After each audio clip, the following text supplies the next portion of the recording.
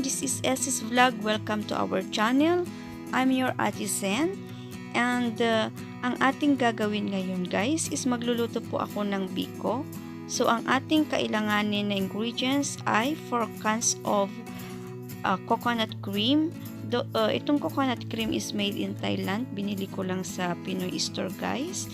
And of course the malagkit. We need 4 cups here. Malaki yung cups ko na ginamit. And of course guys, we need also a sugar. Bali, yung pinakita kong sugar dito, dalawang klase. Pero yung dark brown ang gagamitin ko na sugar dito. Kasi mas gusto ko yung dark ang kulay. And of course guys, we have pang aroma here. Yung pampabango. Yung vanilla. Call it vanilla flavor. Pwede rin yung lagyan yan para medyo may mabangong aroma siya. Pero it's not hindi naman talaga required na nilalagyan. Depende lang po sa inyo. So ang una pong process nito guys is ito guys, hugasan po natin yung malagkit, and then kung ilan po yung sukat ng rice or yung malagkit, apat din na baso yung nilalagay ko. So 4 is to 4. Yan po yung ginagawa ko, and lutuin natin na parang kanin guys. And the other part is lutuin na natin yung coconut cream. Medyo matagal na proseso po yan guys. Yung pagluto ng cream kasi i-extract po natin yung kanyang latik at yung natural na oil ng coconut. So magiging langis at saka latik guys, at mahabang proseso po yan pagluto ng ganyan. And of course guys, antayin po natin na maglatik siya and lalabas yung langis. So ganyan na po yung outcome niya. And inilipat ko dito sa isang pot kasi mas maluwag ito, mas madaling maluto. So guys, yan lang, dahan-dahan lang kasi baka masunog po yung ating latik. So, yung apoy, hinaan lang po natin at wag po natin hayaan na masunog yung latik, and antayin po na mag golden brown kasi yan po yung itatoppings natin mamaya.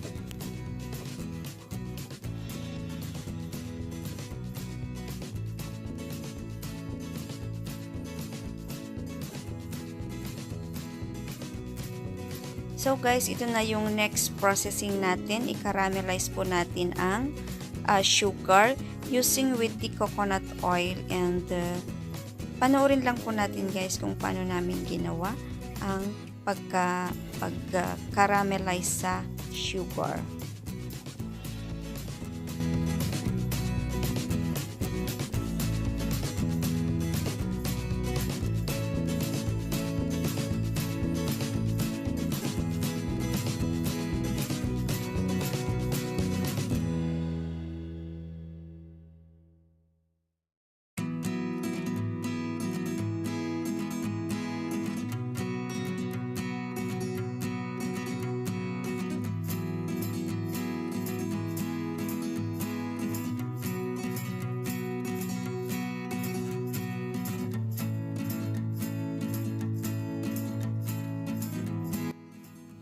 Okay guys, pwede na natin ihalo yung kanin dito. Yan po guys, ihalo na natin, and dahan-dahan lang po guys yung paghalo natin para hindi po tayo matalsikan. And of course guys, kailangan po natin ng konting tiyaga sa paghalo dito dahil medyo mahirap, and we need a continuous stirring para ma-incorporate po lahat yung caramelized sugar sa kanin.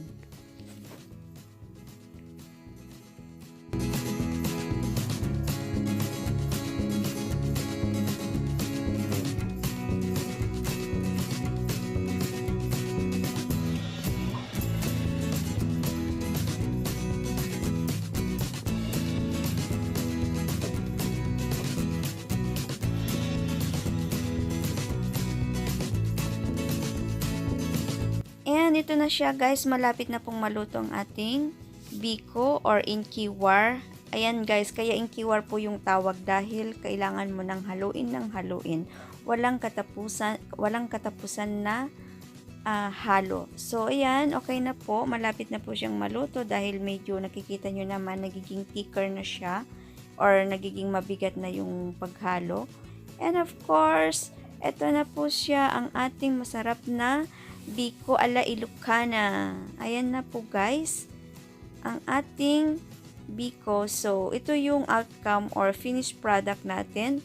Marami siyang latik and hindi ako nakakapaniwala guys dahil basta akong magluto ng coconut cream, ang dami kong na-extract na latik. Yan po guys, super yummy po ang aking biko. Makunat-kunat yan guys in actual. Sarap ihalo sa kape. And of course guys, maraming salamat po sa inyong panonood.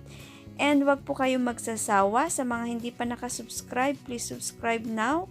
And don't forget to touch the notification bell so that if I have a new video, you will be notified. And thank you very much and God bless to everyone. Bye!